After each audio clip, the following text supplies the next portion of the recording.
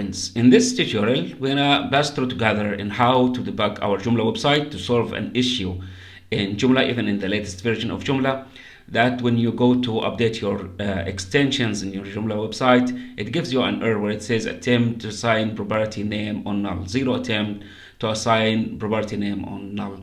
We're gonna place our own debug code and check which file causes this issue, disable it, and then problem solved. So let's go. A Palestinian developer named Khalil Shirta. Khalil Shirta is an information technology specialist. Khalil Shirta سيكون معنا عبر سكايب. Security researcher Khalil Shirta. Systems information pro from Palestine. Maria, I spoke to hacker Khalil Shirta earlier. Palestinian programmer Khalil Shirta. Khalil Shirta. Khalil Shirta. This is what Khalil did. Khalil is a Palestinian hacker from the West Bank. من فلسطين الفائز خليل شريطة.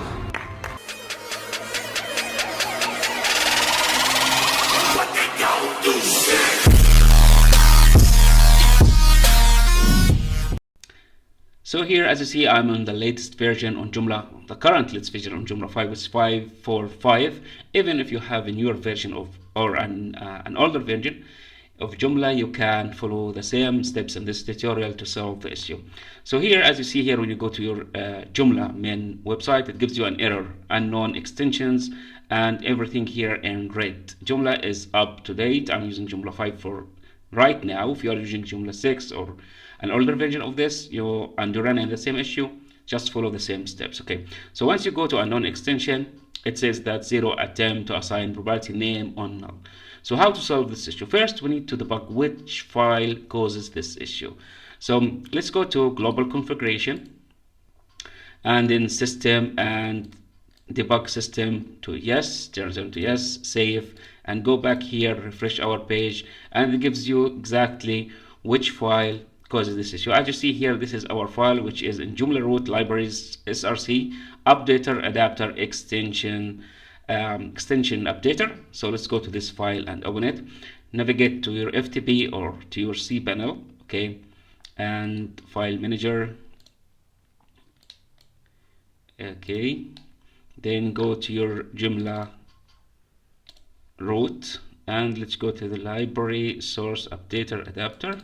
Let's just copy this here and place it here. Okay, go. So this is the file that we want to examine. Let's edit this file. Okay, let me move the camera to the right. Okay, once we are here, okay, I already placed the code here. I'm gonna leave this code for you guys, but for now let me just delete this code. This is your file. Your file will look exactly like this. This is your original file. When you go visit to the to your extension adapter.php file, you'll find it exactly same as this file. Okay, so what we need here, we need to go to this function start element. We're gonna place our debugging code here. Our debugging code will create a new file in Joomla root, and this new file will show us what exact issue happens and causes this problem in our website. Okay, then we're gonna place the fix. So I have a debugging code here. This is the debug code. Okay, I'm gonna leave this code in description for you guys, or you can just take a screenshot and you can write it or write your own code, doesn't matter. Check the description for this code. Now let's go back after we copy this one and then to this function. I'm gonna place it after this if statement, okay, and before the switch name statement. So paste, and as you see here, this line creates a new file in our Joomla root. The file name xml parser debug.log. Okay, so after we run this, we need to go check the new file created. So let's save and go back to Joomla extension updater. Okay, sorry for this, dashboard, come here, my camera to the left, and Joomla extension updater, same issue happened. So let's go ahead to our Joomla root, refresh, and you will see here a new file created, size 18, almost 19 kilobyte. So let's view this file. By viewing this file, we can see what happened exactly, what this PHP file happened to it, creating a log file for us. As you see here, some information about here the timestamp, base name, and so on. What's important in this debug file is the last line. Okay, scroll to the last line, and you see here the URL being parsed. The URL is being parsed. This is the URL is being parsed. I have a content inside, ads inside, which causes this issue. So what we need to do here, we need to disable the update, because we are on the update extension page. It means that it tries to check what new versions for the all extensions that installed in your Joomla, okay, and try to find out if there is a new version. Then it's gonna give you a hint to update these extensions. But it failed. Why it fails? Because the connection to the endpoint, the connection between your Joomla website or your server and this endpoint is failing due to some issue from the host server, from this plugin host server, Activa Web, okay, or activaweb.com. They are failing in somehow, but if we visit it manually, let's just visit this endpoint manually, we can see that it works. It gives us the version 3 and so on. But there's an issue. What is the current issue? I don't know. They should solve it, okay.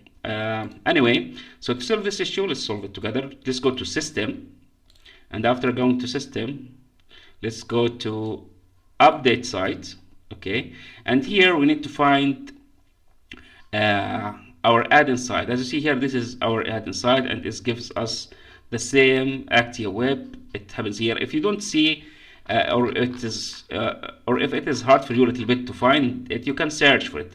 Search for it by typing ads inside. This is the plugin name, okay, ads inside. You go here and just paste it and hit the search button. It gives you this one. What you need here to do is just to disable update site. Once you disable the update site like this, okay, update site disabled, then when you go back to update your extensions, Joomla will ignore this one because you already disabled it, okay, and now your website should work perfectly. If you ran again in this issue, okay, it means that there's another extension. You need to figure out another extension exactly here in this log file and find out what URL is being parsed, and find the extension or plugin that causes the issue and disable it. It means that you have multiple extensions or plugins that causes the same issue, okay. So let's go here ahead and go back here.